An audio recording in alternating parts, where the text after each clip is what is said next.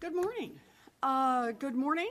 Thank you, everyone, for being here, and thank you, Senator Gardner, for being a great partner in this fight. So we're here today to talk about a broken and outmoded state of laws. Our federal marijuana laws are outdated and they're broken. The law in the books make it harder for veterans to get treatment for chronic pain. They keep children with rare diseases in agony, and they make life miserable for individuals struggling with terminal diseases. The science is clear. Medical marijuana treatments are effective. There is absolutely no reason that patients should be prevented from seeking scientifically approved care. But right now, that is the reality for millions of people across this country. These archaic laws don't just hurt individual people, they also prevent businesses who are in the marijuana business from getting access to banking services. That forces a multi-billion-dollar industry to operate all in cash. That's bad for business and bad for safety. And we cannot talk about our country's approach to marijuana policies without addressing the widespread discrimination these policies foster within our criminal justice system. Discrimination that has devastated communities of color for generations. So the way I see it, we have two choices. We can either sit on the sidelines and we can bemoan the old-fashioned policies, or we can roll up our sleeves, get to work, and propose a solution. States like Massachusetts and Colorado have done the work. We have legalized marijuana.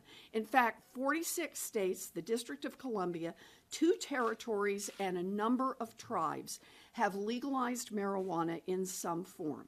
They've taken action, and the law on their books should be protected.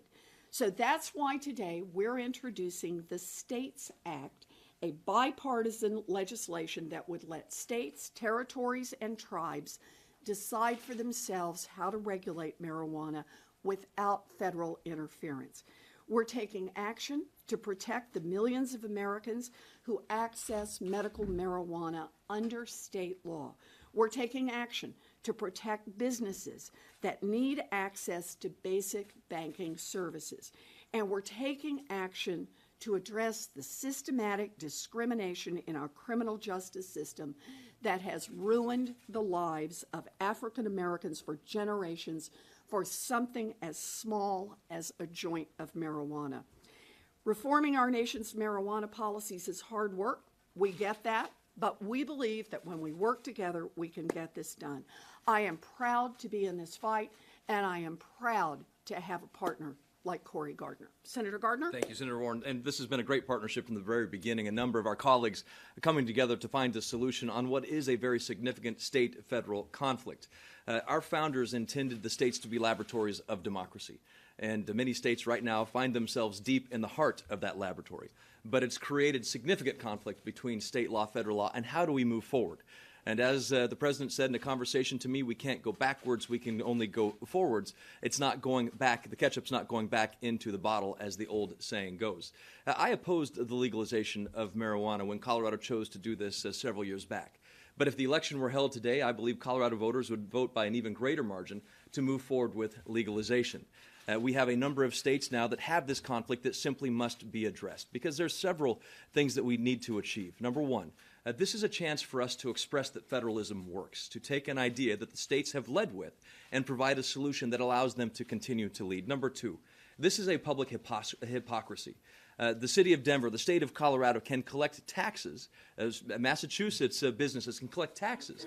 They can take it to the bank, but if you're in the business, if you work for the business, you can't get a bank loan or set up a bank account because of the concern over the conflict between the state and federal law. We need to fix this public hypocrisy. The third thing, this is a public safety issue. Billions of dollars in cash floating around Colorado and other states that have a legalized industry that can't bank it are forced to figure out how, where, what to do with hundreds of millions of dollars, billions of dollars in cash. It's time that we take this industry out of the shadows, bring these dollars out of the shadows and make sure that we hold people accountable for an industry that states are moving forward with, regardless of the pace of business in Washington, D.C. So again, this is an opportunity to work with a bipartisan coalition of members in the House and the Senate to provide a federalism-based solution, a solution that analysts and commentators on the left and the right have said is beautiful in its simplicity. A few pages of a bill that fixes the most significant challenges this question has faced. It fixes the banking issue, fixes the taxation issue, and it allows states to have the certainty, intrastate, to allow their business, their industries to move forward as that state has decided. Now remember, this is not a legalization bill. I think that's very important. This is an approach that allows the states to move forward. If a state like Oklahoma or Kansas or Nebraska chooses for themselves not to do this, they do not have to. The federal law remains the same. Nothing changes for them. But for those states like Massachusetts and Colorado, this is the opportunity our founders intended. Allow states to be those laboratories of democracy. So it's great to be here with Senator Warren. I've been a fantastic advocate and leader on this issue, and I look forward to taking some questions along with Senator Warren. Sure. How do you plan to move this forward? I know Mr. McConnell says he opposes these efforts. Just building support here amongst your colleagues? I think this is, thanks, Senator Warren. This is a significant education push that we have to do. We have to make sure that members in states that haven't faced this question, there's states that are now going to be facing this question for the first time, Missouri comes to mind and others, education about what this is, what it is not. And there are so many states now that have this, that are moving forward. We have to fix this conflict. The president has said we have to fix this conflict. And so I think it's important that we work with Senator McConnell, work with our colleagues who may not be supportive at this time, to find a solution that what is something that we've all said. Let's give the states more power to make decisions for themselves. Right. Yeah. I should only add on this point, because Senator Gardner's done great work in trying to plow the ground here. This is a bipartisan bill. Mm-hmm. We are building strong bipartisan support here in Congress, in both the House and in the Senate. And we are developing good bipartisan support around the country. So keep watching over the next few days. But I think you'll see both politicians at the state level who will come out and support this from both parties. And I think you'll see independent groups that are from a wide spectrum of the political front endorse this bill. And I think that's how we're going to do this. And again, I have to underline, as Senator Gardner did, this is not a bill that forces legalization on any state that doesn't want it. So part of the pitch here for getting a vote through Congress is to say this is for the states who want to act. We're trying to take care of business in Massachusetts, in Colorado. We're trying to respect the voters of our states that said, this is how we want to do business around marijuana here in Massachusetts, here in Colorado, and we just want the federal government to get out of the way and let them do it. I'm sorry. No, go ahead. I'll let you take the question. You're doing I'm sorry. fine. Yeah. No. This is what partnership is about. Go ahead, have right at it, Cory. Given the president has already sort of moved in this direction of respecting what you guys are setting forward, how amenable do you think he's going to be to this initiative, and have you spoken with him, or do you have a sense of how he might react to it? Senator Gardner? I have spoken to the president about this approach. I've talked to the president about this bill. I think in the previous conversation we had, he talked about the need to solve this conflict between state and federal law.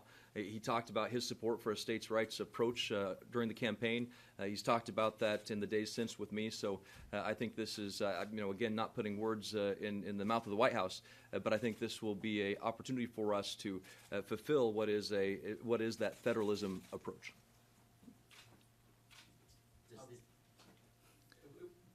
Shut it out.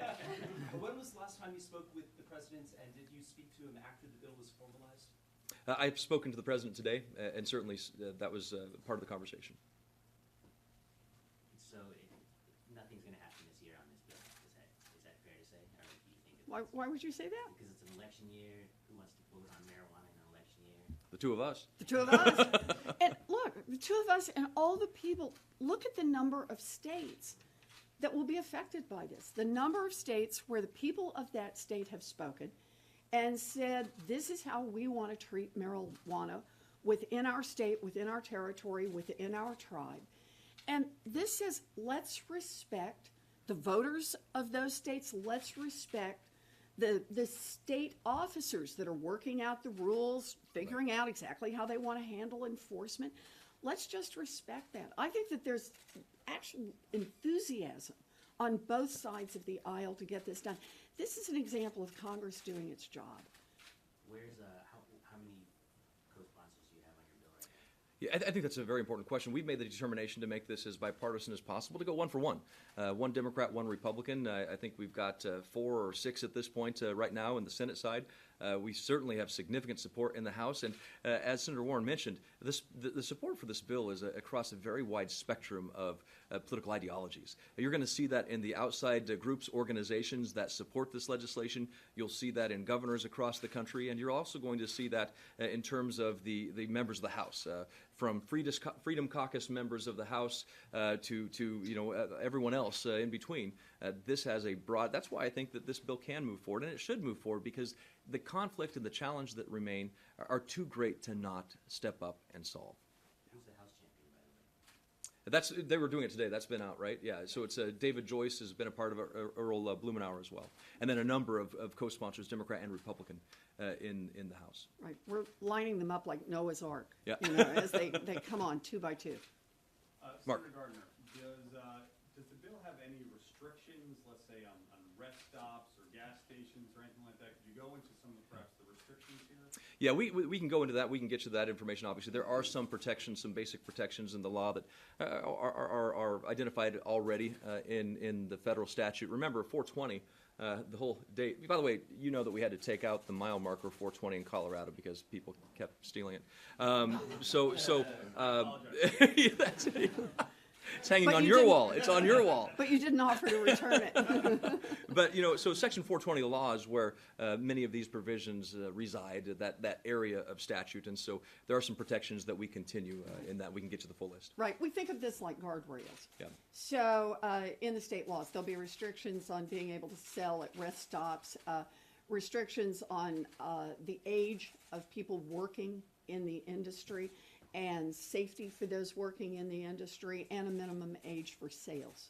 Yeah. And just one point, you guys both mentioned that this is not a legalization bill. Correct. But just a point of clarification, this bill does legalize marijuana federally in states that have already okayed it. Is that right? That's the state's choice. So this bill, in absence of state action, does nothing. Yes. But if the state has acted, this bill requires the federal government to recede.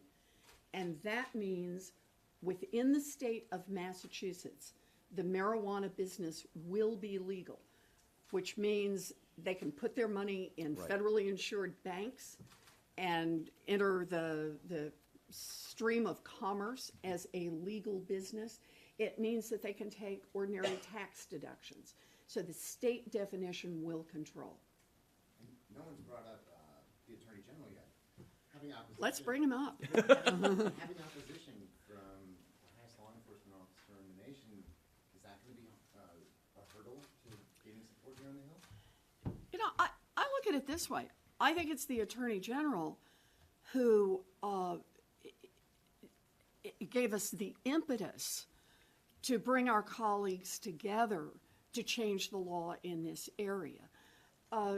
When the Attorney General said that he was going to start enforcing federal laws in places like Massachusetts that had just overturned the prohibition on marijuana, it spurred us to more immediate action and to start to at least try to build the bridge, not between those who don't believe in legalization and those who do believe in legalization, but to say, let's take a practical step right now that we can take that reflects the will of the people of our home states.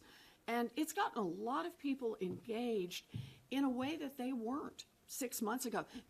Thanks to the Attorney General, more people feel the urgency of the moment in changing federal law on marijuana.